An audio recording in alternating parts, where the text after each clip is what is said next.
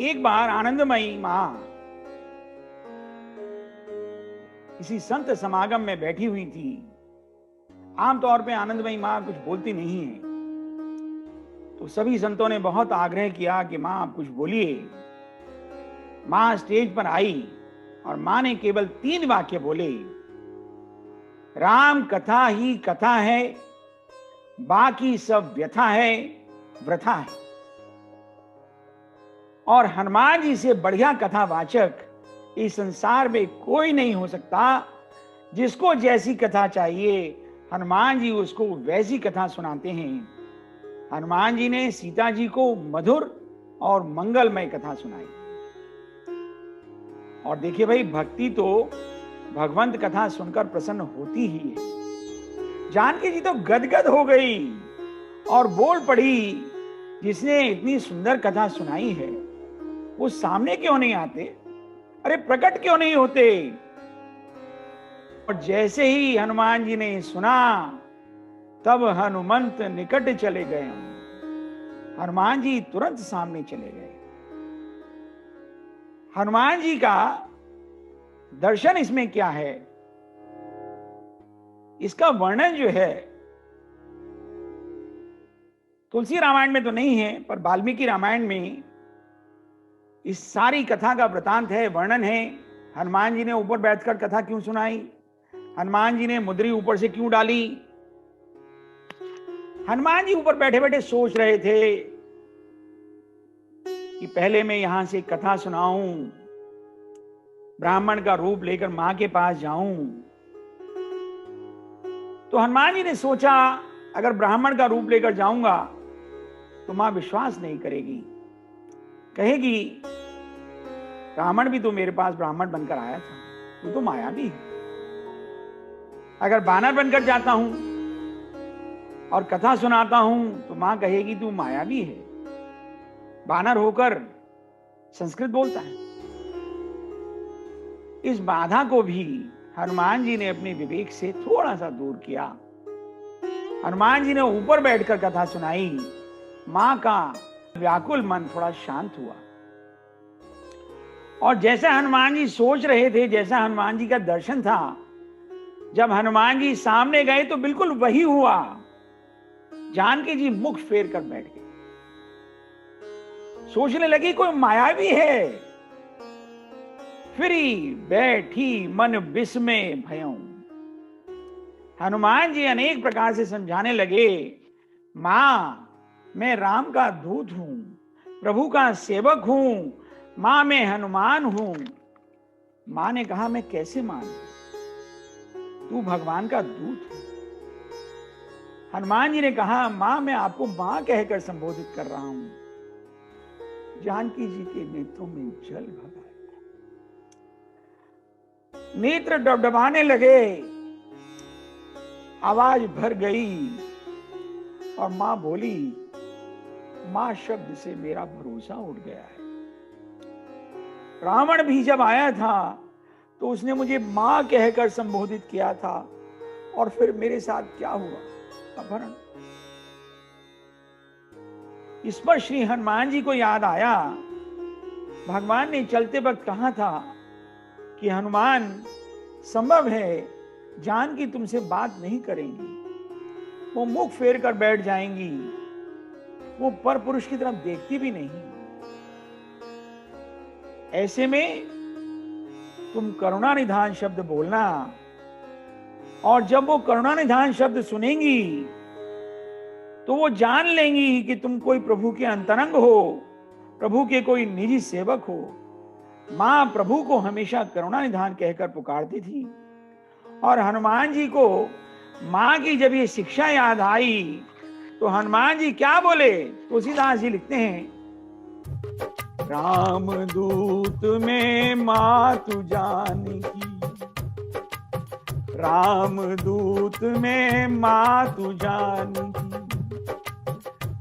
सत्य शपथ करुणा निधान की, सत्य शपथ करुणा निधान की। यह मुद्रिका मातु में आनी, यह मुद्रिका मातु में आनी, दीनी राम तुम कह सही दानी, दीनी राम तुम कह सही दानी। थोड़ा सा कथा से हटकर प्रसंग है। ये चौथा भाग चल रहा है। कथा के एक श्रोता ने पूछा, सतीश जी आप ऐसी कथा कैसे सुनाते हैं? आप कहां से लाते हैं ये सब रस? मैं तो नहीं जानता कि इसमें इतना रस होता है या नहीं होता है, पर उनका भाव रहा होगा। रामदूत में मातु जान की, सत्य शपथ करुणा निधान की, यह मुद्रिका मातु में आनी, दीनी राम कह सही दानी।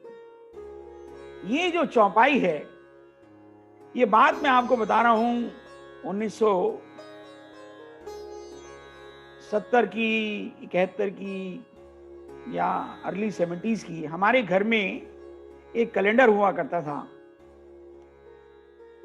जो कि हमारे लिविंग रूम में लगा हुआ था और जिसपे ये चौपाई लिखी हुई थी। और ये चौपाई मुझे लगभग 10-11 वर्ष की आयु से या उसके आसपास की आयु से, 9 वर्ष की आयु से कंठस्थ है। जब माता पिता अपने बच्चों को शुरू से रामायण का ज्ञान देते हैं, धार्मिक शिक्षा देते हैं, तो इस प्रकार की प्रभु कृपा स्वतः आ जाती है। इसमें मेरा कुछ विशेष योगदान नहीं है। मैं आपका सबका आभारी हूं कि आपने मुझे ये अवसर दिया कि मैं आपके सामने प्रभु का कुछ छोटा बहुत गुणगान कर सकूं।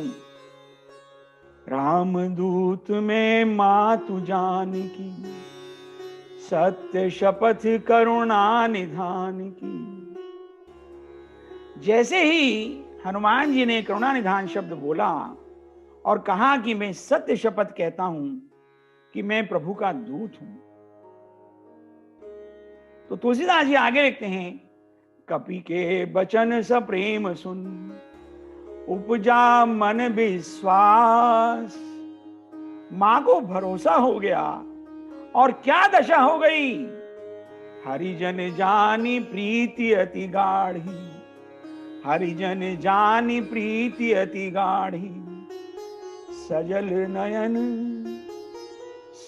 नयन पुल का बलि बाढ़ी।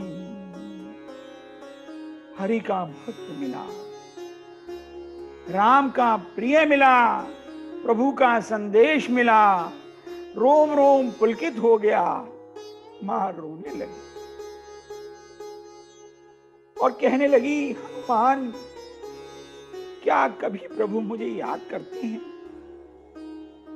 कबहू की सुरती करत रघुनायक, क्या भगवान कभी मेरी सुरती लेते हैं? देखिए, भक्त भगवान को याद करे, भक्त भगवान की पूजा करे, ये कोई नई बात नहीं है। भक्ति तो भगवान को याद करती ही है, बहुत सामान्य सी बात है। पर क्या भगवान भी भक्त को याद करते हैं? ये भाव की पराकाष्ठा है। श्री भरत जी ने भी हनुमान जी से यही पूछा था। प्रसंग आता है जब हनुमान जी भरत जी के बाण से नीचे गिर गए, संजीवनी लेकर आ रहे थे और भरत जी ने उनको राम नाम सुनाकर मूर्छा से दूर किया। तो भरत जी पूछने लगे हनुमान जी से, कहो कपि कबहू कृपाल गुसाई, सुमिरन मोई दास की नाई। कभी प्रभु हमें याद करते हैं? जानकी जी भी वही शब्द बोल रही हैं, कबहू की सुरती करत रघुनायक। अंगद जी ने भी हनुमान जी को यही कहा था। जब अंगद जी को भगवान राम ने विदा किया, युद्ध समाप्त हो चुका है, सभी वानर अयोध्या में 1 वर्ष से भी अधिक समय बिता चुके हैं, तो सभी को भगवान ने धीरे धीरे कहा, भाई अपने अपने धाम को जाइए।